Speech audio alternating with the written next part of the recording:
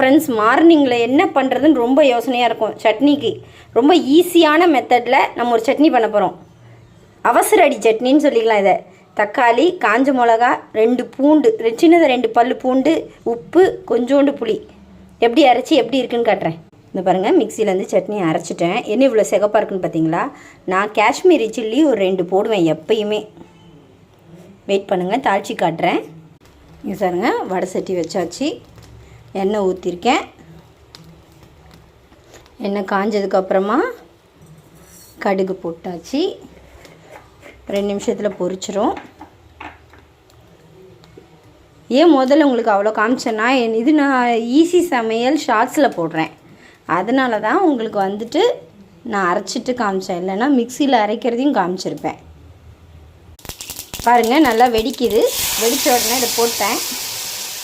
அவ்வளோதான், சட்னி முடிஞ்சிடுச்சு.